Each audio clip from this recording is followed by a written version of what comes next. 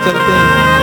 पर ये क्या, दशरथ जी की पकड़ में राम जी नहीं आ रहे हैं।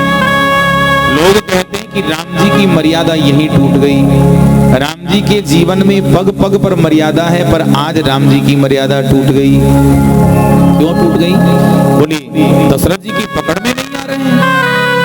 यहाँ कोई मर्यादा नहीं टूटी है सज्जनों।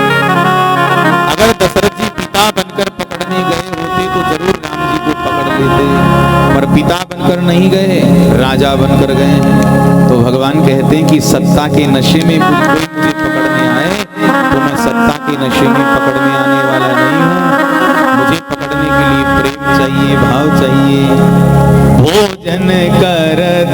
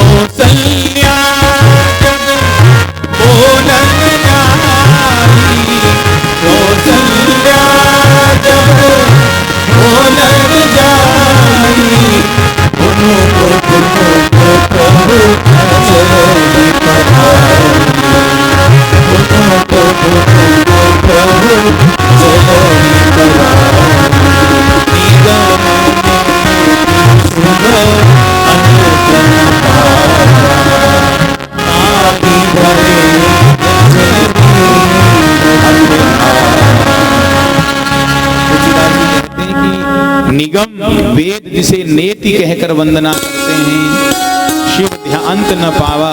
भगवान शिव जी जिनके आदि अंत का पता नहीं पाते,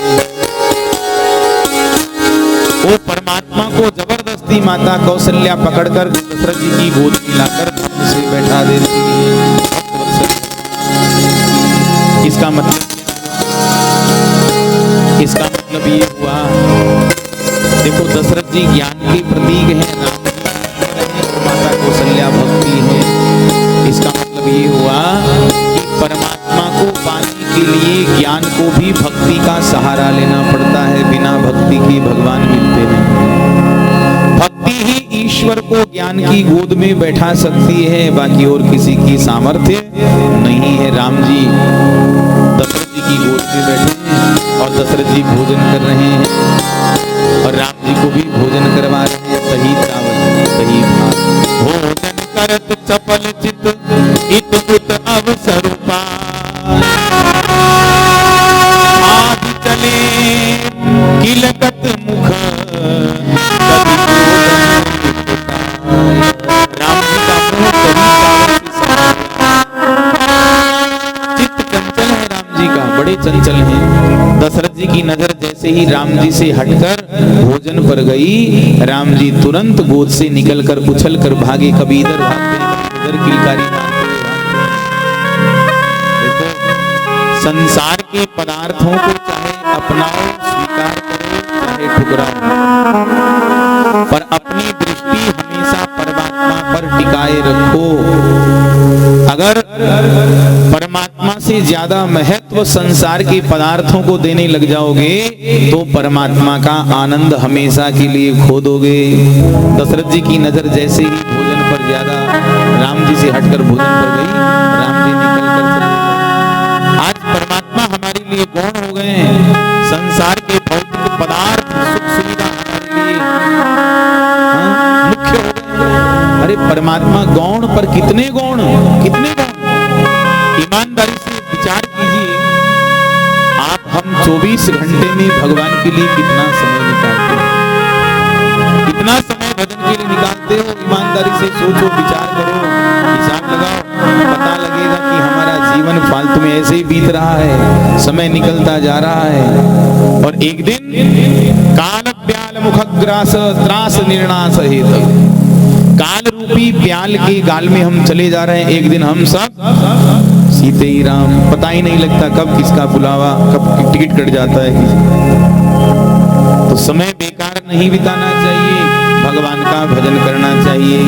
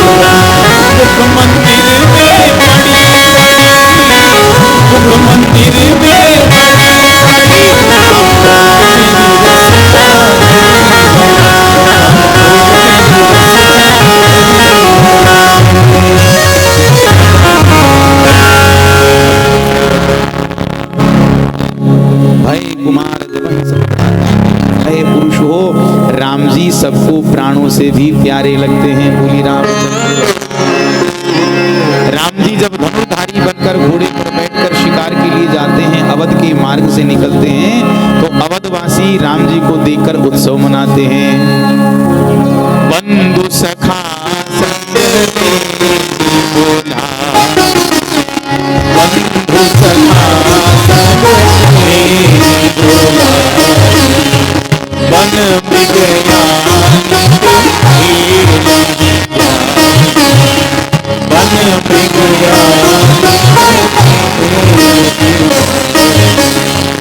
पावन मृग तुम्हार ही दिए जानी, पावन मृग तुम्हार ही दिए जानी, दिन प्रति कहीं देखा, दिन प्रति कहीं देखा,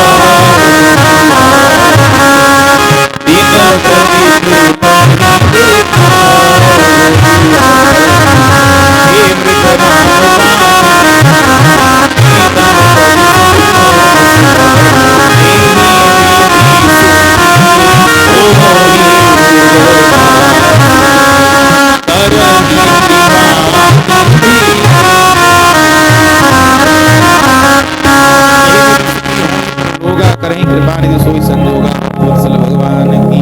राम जी अपने भाइयों के साथ, मित्रों के साथ घोड़े पर सवार होकर जब मृगया के लिए शिकार के लिए जाते हैं, और पावन मृगों को जानकर, पावन जानकर मृगों को राम जी हिरण का शिकार करते हैं, दशरथ जी को लाकर दिखाते हैं। दशरथ जी जे मृग राम बाण के मारे, ते तन तज सुरलोक सिधारे। जिस मृग को, जिस हिरण को राम जी का बाण लगता है, वह देह त्याग करके राम जी के धाम चला जाता है। उस परमात्मा की किन शब्दों में उनकी महिमा गाई जाए, जिनकी मार खाने से भी वैकुंठ की प्राप्ति होती है। राम जी का बाण जिसे लगे उसकी सदगति हो जाती है, दुर्गति नहीं होती। दुर्गति राम जी के बाण से नहीं होती, दुर्गति तो काम के बाण से होती। जिसको काम का बाण लगता है उसकी दुर्गति होती है। राम जी का बाण लगता है वो तो भवसागर पार हो जाता है। भक्तवत्सल भगवान की जय विधि सुखी हो ही पुर मिलेगा। जिस प्रकार से अवध के लोगों को सुख मिले, राम जी वैसा ही संयोग करते हैं, राम जी वैसी ही लीला करते हैं। राम जी के संस्कार बड़े अलौकिक थे सज्जनों, राम जी के संस्कार बहुत दिव्य थे। प्रातः काले उठ गए रघुनाथ, मात पिता गुरु नाम भगवान राम सवेरे जल्दी उठते, जल्दी उठना चाहिए, हाँ जल्दी उठा करो। देखो जल्दी उठना चाहिए तीन प्रकार के, या जो लोग प्रभात काले या निद्रा सा पुण्य क्षय कालीन, जो सूर्य उदय होने तक सोते रहते हैं, उनके सारे पुण्यों का नाश हो जाता है, उनके सारे धर्म कर्म सब बेकार चले जाते हैं। तीन प्रकार के स्नान होते हैं, ऋषि स्नान, एक मनुष्य स्नान, एक राक्षस स्नान। जो मंगल बेला में, प्रभात बेला में 3-4 बजे स्नान किया जाता है वो ऋषि स्नान कहलाता है, उत्तम श्रेणी का स्नान है ऋषि स्नान। एक होता है मनुष्य स्नान, सूर्य उदय होने से पहले स्नान कर लिया जाए, वो मनुष्य स्नान कहलाता है, मध्यम श्रेणी का होता है।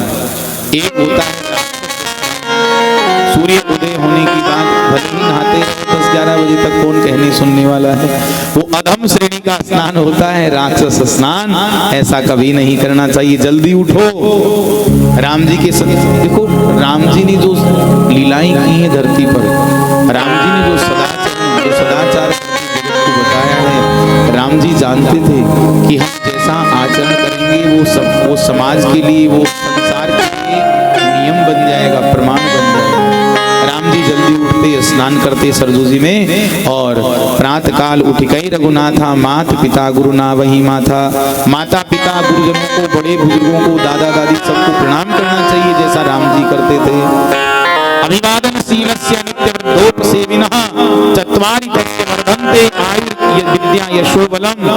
जो बालक अपने माता पिता अपने बड़े बूढ़ों को प्रणाम करता है, उनकी सेवा करता है, उसकी 4 चीजें जीवन में बढ़ती ही चली जाती हैं। उसकी आयु बढ़ती है, उसका ज्ञान बढ़ता है, उसका यश बढ़ता है, उसका बल पराक्रम बढ़ता है। तो जल्दी उठा करो और माता पिता बुजुर्गों को प्रणाम किया करो, अग्निहोत्र किया करो। आय सुमांगी करही पुर काजा, देखी चरित हर्षही मन राजा। दशरथ जी को प्रणाम करके आज्ञा लेकर राम जी राजकाज संभालते और राम जी के चरित्र को देख देख कर दशरथ जी महाराज गदगद हो जाते। बोली राघवेंद्र भगवान सीताराम सीताराम सीताराम जय सीताराम सीताराम सीताराम सीताराम सीताराम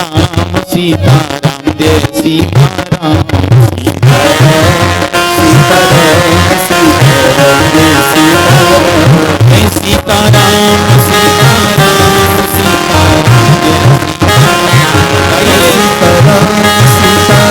जय सीताराम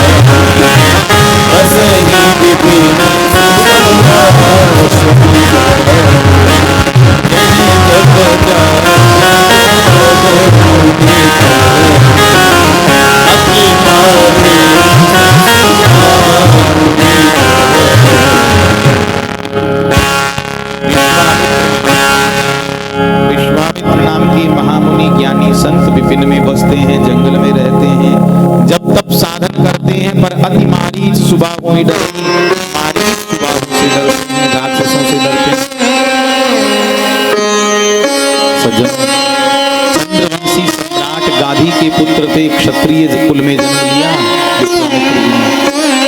उनके मन में ये अवधारणा बैठ गई कि भगवान तो ब्राह्मण को ही मिलते हैं, तो भगवान को पाने के लिए त्याग ब्राह्मणत्व स्वीकार कर लिया। खूब जब तक साधन किया पर भगवान ने इनकी अवधारणा को गलत सिद्ध कर दिया। भगवान के यहाँ कोई जात पात नहीं चलती है, कोई कुल धर्म नहीं चलता है। भगवान तो सबरी मैया को कहते हैं, सबरी तू भले अपने को अधम मानती है, निम्न मानती है, पर मेरे यहाँ कोई जाति नहीं है। मैं तो केवल प्रेम की जाति को, भक्ति की जाति को मानता हूँ। दशरथ जी ने जीवन में कुछ नहीं किया, वो घर में ही रहे और भगवान दशरथ